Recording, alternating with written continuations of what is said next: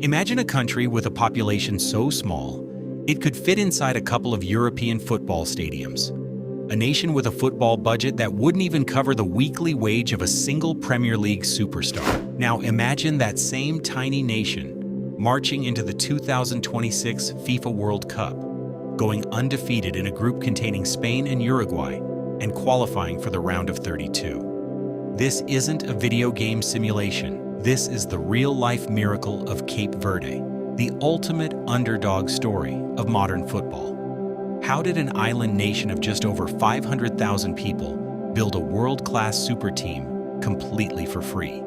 Let's find out. Welcome back to the channel. Today, we are breaking down one of the most mind-bending tactical and logistical achievements in sports history. As the world watched the group stages of the 2026 World Cup unfold, everyone expected Group H to be a total bloodbath for the debutants, Cape Verde. They were drawn against European royalty Spain, South American giants Uruguay, and a heavily funded Saudi Arabia side. On paper, they shouldn't have stood a chance, but football isn't played on paper. By the time the dust settled, Cape Verde had shocked the world, drawing all three matches, securing a historic place in the knockout rounds, and setting up a dream date with Lionel Messi's Argentina. But here's the real kicker. While heavyweights spend hundreds of millions building world-class academies and importing coaching philosophies, Cape Verde did it with zero budget. They cracked the football matrix by exploiting a secret weapon that money simply cannot buy.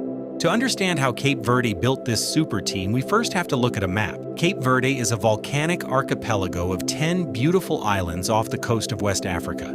But if you talk to any local, they will tell you about a mythical place called the 11th Island. The 11th Island isn't a physical piece of land. It represents the massive global diaspora of Cape Verdean people living all across the globe. You see, while only about 530,000 people actually live on the islands, there are well over 1 million Cape Verdeans scattered across Europe, the Americas, and beyond. For decades, players with Cape Verdean roots grew up in the elite academy systems of Portugal, the Netherlands, France, and Spain. They were learning world-class football tactics, receiving top-tier sports science, and competing in Europe's best youth leagues, all funded by other nations' mega-budgets. The Cape Verdean Football Federation realized something revolutionary. They didn't need to spend millions building academies from scratch. The academies had already been built for them. They just had to convince these players to come home. But how do you find and recruit high-caliber players when you don't have the cash to send scouts on international flights? Enter their mastermind head coach, Bubista. Instead of relying on multi-million-dollar scouting networks or expensive data tracking software like corporate football syndicates do, the Cape Verdean coaching staff got creative. They used the ultimate corporate tool, LinkedIn. Yes, you heard that right. The coaching staff literally used social media, professional networking sites, and deep dive internet research to track down players with Cape Verdean lineage, playing in lower tier European leagues, academy setups, or overlooked clubs. Take a look at their roster.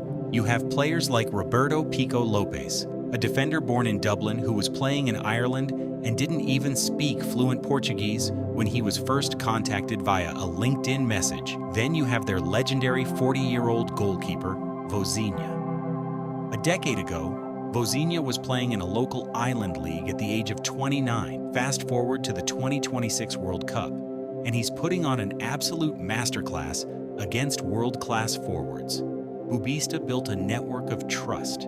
They couldn't offer these players massive financial bonuses or state-of-the-art training complexes. What they offered was something far more powerful: identity, heritage, and a guaranteed platform to play on the biggest international stages. All of this recruiting and structural plotting led to June in 2026, the moment Cape Verde stepped onto the pitch for their first ever World Cup. Their opening match was against Spain in Atlanta.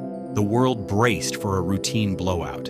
Instead, the Blue Sharks put on a defensive clinic. Led by Logan Costa at the back, they completely neutralized the Spanish attack, grinding out a shocking 0-0 draw. The football world rubbed its eyes in disbelief, but they weren't done. Game 2 against Uruguay in Miami is where history was officially written. In the 21st minute, midfielder Kevin Pina latched onto a ball and fired it home, scoring Cape Verde's first ever goal in a World Cup. The stadium erupted, Even though Uruguay fought back, a brilliant 61st-minute strike from Helio Varela secured a dramatic 2-2 draw. By the time they held Saudi Arabia to a tense 0-0 draw in Houston, the miracle was complete. 3 games, 3 draws, 0 losses. As the final whistle blew in Houston, the players didn't even look at the scoreboard. They gathered in a tight huddle around Coach Bubista, all staring at a single mobile phone screen, waiting for the result of the other group match thousands of miles away. When the knockout qualification was confirmed, absolute chaos broke out. Players were weeping, jumping on each other's backs, and waving the 10-starred flag in front of stunned, roaring fans. So what is the ultimate lesson from Cape Verde's historic run? It proves that tactical discipline, intense national pride,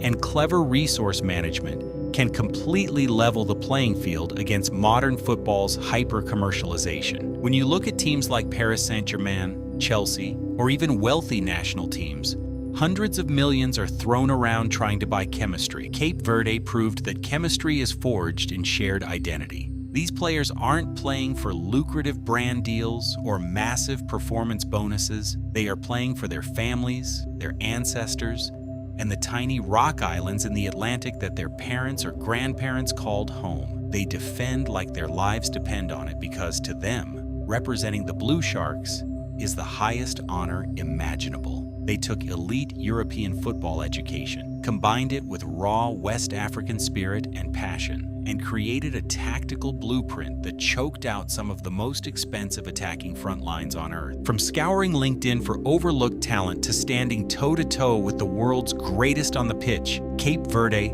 has officially rewritten the rules of international football. Next up, they face Lionel Messi and Argentina in the round of 32.